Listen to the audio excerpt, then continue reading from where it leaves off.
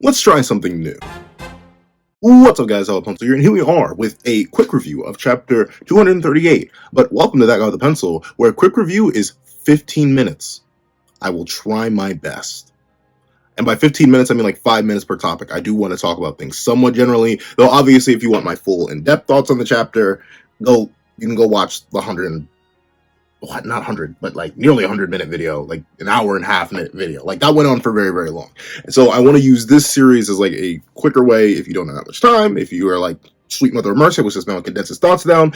Here, this is what this is for. I may try to do this for multiple series. I'm testing it with JJK because JJK is something that I always ramble on ad infinitum. But if you guys like this idea, I'll spread it out to the other series I review. I can try to do quick reviews for series that I may not cover as frequently as I used to, stuff like that. But obviously, I'm burning too much time, so let's hop right into it. Editing me. Ready? 3, 2, 1, go. What's up, guys? Pencil here. Fun fact. I have it on me, and I keep it on me at all times. And I shouldn't have drawn it. I should have shown that I had it. This will be the quick review. Worthiness. Liberator. All right, let's start. 5 minutes. Let me see. How am I actually going to do this? Okay, I'll do 5 minutes for character stuff, 5 minutes for plot stuff, and 5 minutes for scaling and power stuff. So let me immediately start the timer, and we'll start with the most basic thing in this chapter, the plot. Kashimo's dead. That's like the biggest thing that comes with this chapter, hands down. Like this man, this lightning beast right here, dead, 100%. I mean, it is a major development. Don't get me wrong, but like, I think everybody named Mama knew Kashimo was going to die. Like, I don't think anyone really, like, even the most diehard Kashimo fans out there, and trust me, I know them. I've met them. I'm friends with them. Even the most diehard Kashimo fans out there that I know, that literally have him clearing the entire rest of the cast in terms of their favorite character, knew he was going to die. So him dying is kind of whatever. The speed at which he died is kind of crazy. I mean, but not too crazy, because remember, pretty much every single variation of Sukuna has a jobber built into it before the major fight that Sukuna undergoes.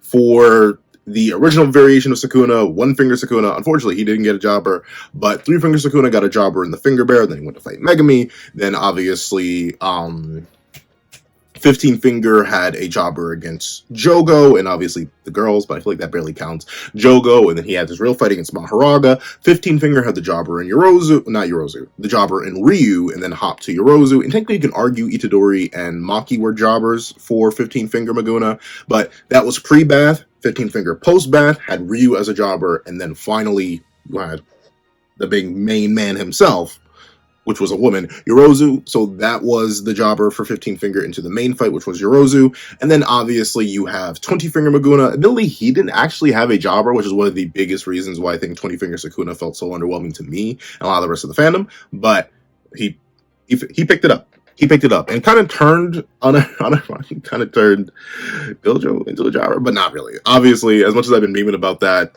Gojo did give Sukuna a very high diff fight. No matter what Sukuna tries to say in retrospect, he was literally being dragged around for majority of that fight and did end up needing Maharaga in order to get the spatial slash download. Now that he has the download, it's pretty much impossible for anyone else to win, but of course someone else is going to win.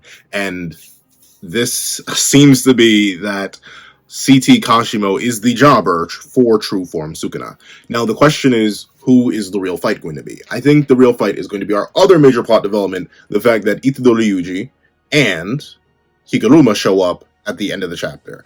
Obviously, it seems pretty legit that these two are going to be the next major ones. I think Akari versus Urume, a lot of people are worried that fight was skipped because those two are revealed, but like, I don't think so. I think it's literally just showing us that Akari pretty much instantaneously got jackpot, or at least like in under a minute. Urume couldn't do anything about it, most likely because their technique was shut down in Domain, and now the two are about to get to immediate scrapping afterwards. So I assume they're going to take that somewhere else, or Akari's going to make Urume take that somewhere else, because obviously Sukuna getting any backup would be extremely bad.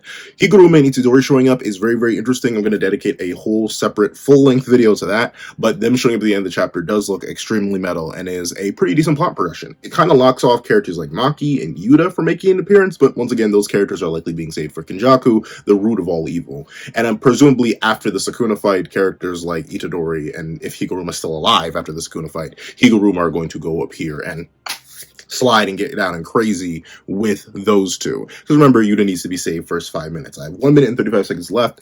What other things I want to mention plot-wise in this chapter? I mean, There's not. That's it. This chapter isn't actually very plot heavy, unfortunately. Well, I guess fortunately and unfortunately, it's nice that Kashimo gets a full proper chapter dedicated to him. It's only really on the final page where we cut away from him. But plot wise, the major developments are Sukuna does the Sukuna thing and absolutely body bag his opponent, showing his absolute dominance. Itadori and Higuruma are now on the battlefield, ready to get down and active with the King of Curses, meaning they're likely going to get up to some domain shenanigans, especially if Sukuna does not have his domain back, and Hakari and Urume are free of the domain clash. Or not the domain clash, but the battle they were having. But that likely means their battle is going to be dragged somewhere else. Overall, I'd give the plot of this chapter not much happens, but a lot happens towards the end of the chapter. So I'd probably give it like a solid 7 or 8 out of 10. It's mainly the Kashimo fight, quote unquote, but even still, I think it works out a whole lot and allows for a lot more flexibility for future fights. I hope Hakari versus Urume doesn't get skipped though, or off-screened. If we take a break after this 2-week break for that, I would greatly appreciate seeing that fight first, and then we hop into Higuruma versus Sukuna alongside the help of Itadori. And that would be very, very interesting to me. Let's see, I got 18 seconds left. Any other plot points I want to mention real quick? Do I think they'll win? I just hope they don't get off-screened. That's my only fear. I just hope Itadori and Higuruma do not get off-screened by Sukuna. But, of course, that leaves me with 3 seconds on the plot thingamajig. Now let's hop into character work. This chapter is one of my favorites solely for its character work. There is a lot of character work here that's overt and a lot of character work here that's subtle, both of which I greatly enjoy. First things first, Kashimo. As much as I clown on him for doing nothing but absolutely glazing this madman right here, I still do appreciate the glaze. Kashimo is a character who has been about fighting. Always been about fighting. We were literally introduced to the man after he put a hole in somebody else. Kashimo's entire character has been about battle, so for him seeing what the very chapter itself describes as the perfect form for sorcery, him glazing to the absolute and ultimate extreme makes perfect sense for the character, and diving fully into the fighting mentality, the literal purest definition of a smoke demon, fantastic. I really appreciate that Gege did not hold bars or anything, and I love how Kashimo really was diving for it up until the very end. Even after being knocked around and treated like a child and blown back, he still raises his hand in defiance, trying to strike Sukuna at least once, but unfortunately, he gets waffled. Diced up. I've heard many different comparisons. I've heard people call him a tic-tac-toe board. I've heard people call him diced cubes. Bro's just gone. However, another thing that I do like, I like Sukuna's characterization a lot in this chapter. The idea of him simply viewing his existence as one that is predicated on his strength, yet simultaneously he understands that nothing, not even he, is truly eternal, and ultimately he simply wishes to pass time in ways that he pleases using the power that he's gained, is very, very nice. And I like how it sort of builds up the idea that even Sukuna, the mightiest character in the series by a long shot now, don't get me wrong, pre the Gojo fight, pre Maharaga's adaptation, you can definitely argue Gojo was up there. And stats wise, it's still pretty unclear how much of a boost true form Sukuna has versus Maguna. I'll make a whole separate video talking about that too, but at least for now, Sukuna stands unrivaled. There should be no one in the series left, at least not someone that exists yet, that should be able to surpass Sukuna, considering CT Kashimo did absolutely no damage to him and was unable to land a single clean hit on true form. So, the characterization that comes with that, both Kashimo's understanding and love for Jujutsu and battle, showing how deeply he was tied into the world, fantastic, beautiful, wonderful. I greatly appreciate Gege working that into the character, and I greatly appreciate this odd. It's weird. It's weird saying humanization of Sukuna, but like mortality and the recognition of mortality is one of the ways you can like immediately like stab me dead in the chest with the oh wow, I actually really like that character kind of things. One of the biggest things that I was always struggling with was let's just say liking Sukuna all too much. I didn't necessarily find him as interesting as Kinjaku, though that's my bias. I didn't find his dynamic as interesting as Mahito and Itadori's dynamic, because their dynamic was more two-sided. Meanwhile, as you can clearly see by Sukuna's mentality in this chapter, and the mentality they've shown throughout the entire series, the beef is literally all directed from Itadori to Sukuna.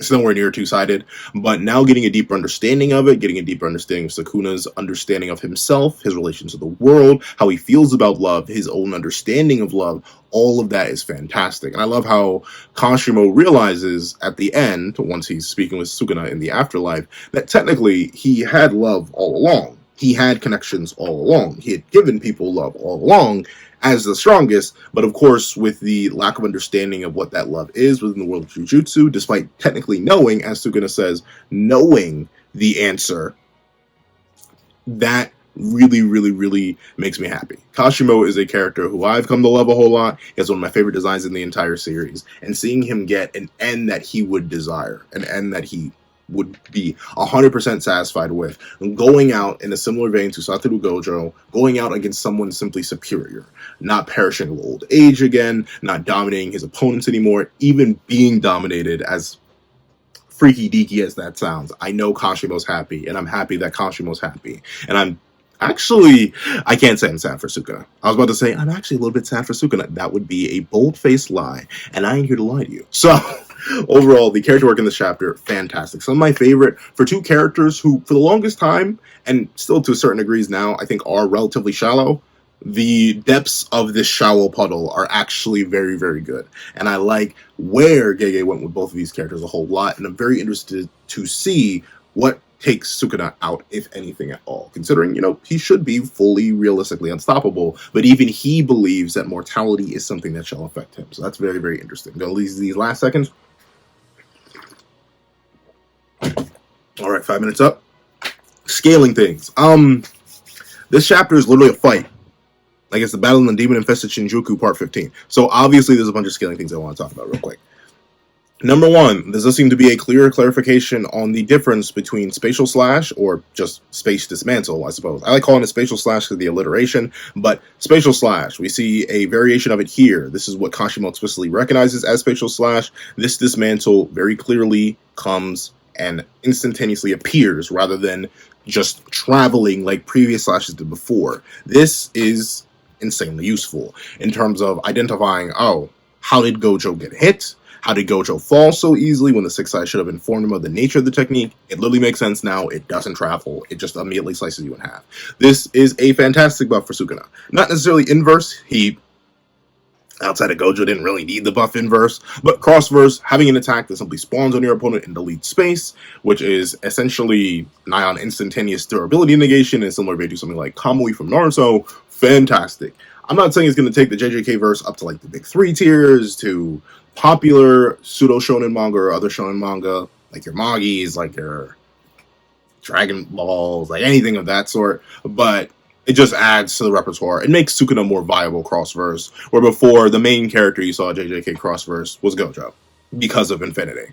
But that got a nerf, but Sukuna got a massive buff with this, so I think the trade-off is worth it in the cross-verse sense. Another interesting cross-verse thing, something that doesn't necessarily matter in verse, is this one particular feat right here. Where is it? Where are you? Where are you? This feat right here that also pertains directly to this point in the chapter. We know that Kashimo Hajime technically wields all functions of electricity, and thusly this beam right here should be an electromagnetic wave. Electromagnetic waves, I haven't looked fully into this myself, so feel free to correct me in the comment section down below, but an electromagnetic wave does in fact have the juice behind it. And by the juice, I mean it's literally light speed. So the fact that Sukuna is able to perceive this attack, start speaking during this attack, and proceed to speak this attack into existence, and then launch it off all before the beam can actually properly reach him. We see he starts speaking after the attack is fired, panel-wise. That seems like a very good feat. I have no idea what that calcs to. Negative 15 idea. I just want to say it's FTL, but once again, I'm not a calc beast, not a scalar man, I am a scalar man, but in a very soft sense. I am not a hard calc beast, so my hard calc beasts out there, feel free to go absolutely buku bonkers with this feat, if it's even valid. If this isn't an electromagnetic wave, and this isn't traveling at light speed, then it's kind of whatever then. Another thing that is very simple, clean, and expected, yet not really all too crazy for scaling, is that like Kashimo's fodder to 20 finger, true form. But like, I think everyone kind of expected that. But he's like fodder. Like, he doesn't land a single hit, which is a bit unfortunate for the Kashimo fans out there. And another unfortunate thing is that we get nothing from Kashimo, really. We get the electromagnetic waves, we get the sharp fingers, we get a 3-eyed x-ray mask, and he's dead. That's all you get.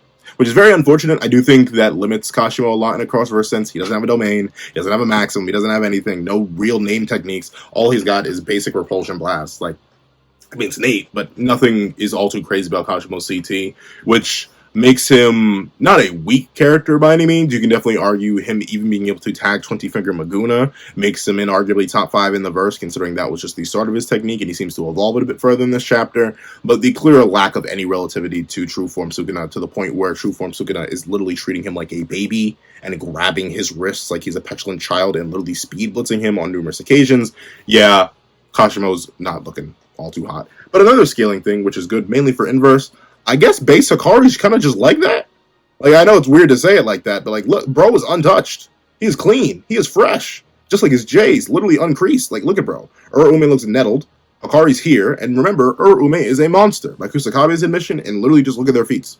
They are oddly fast and oddly strong. So the fact that base Hikari managed to last as long as however long this fight lasted is still very, very impressive. And presumably he's about to go into jackpot, which we know gives him a massive buff. And thusly, I'm very, very interested to see how this matchup continues, if we get to see it continue. I'm slightly worried about it being off screen. And that's one thing I'd say about Sukuna in this past little stretch. He's pretty much, well, not even Sukuna, Gege himself, very much in an off-screen kind of mood. We don't get to see this fight. We don't get to see the end of Kashima. We don't get to see the end of Gojo. We're getting a whole bunch of off-screen stuff. I hope this does not become a pattern that lasts throughout the rest of the series. I want more on-screen action, and ultimately, I give the chapter as a whole a solid 9, maybe, it's a 10 out of 10 with the art. One of my favorite chapters in all of JJK. However, I am out of time. So, thank you guys so much for checking out this review, or checking out this review. If you guys like this short review format, please let me know down below. If you made it all the way to the end of this only 16-minute video, or soon to be 17, who knows how long the video will actually be. Editing me will have to figure that out.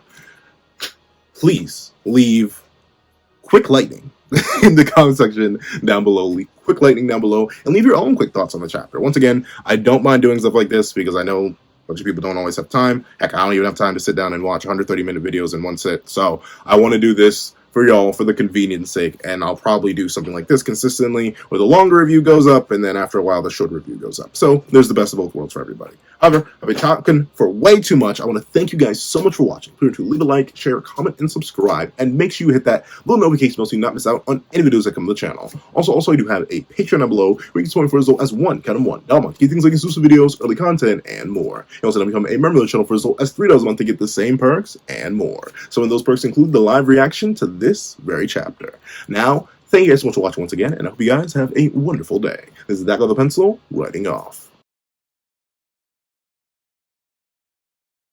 I'd like to give a thank you to our $3 members for Connor Plays, Red Wolf 4765, and Burp Skills. I'd like to give another very big thank you to our $5 patrons, Sean, Midnight Gemlord, Kevin, and Demex LND. And I'd like to give a fat, hefty thank you to our $10 patrons, Robbie Uchiha, Joaquin, and Idemokami. And I'd like to give another hefty thank you to our $25 member, Alex Ice Rose. And another big fat scrumdiddlyumptious thank you to our $25 patrons, Igneo and Calvin Elder.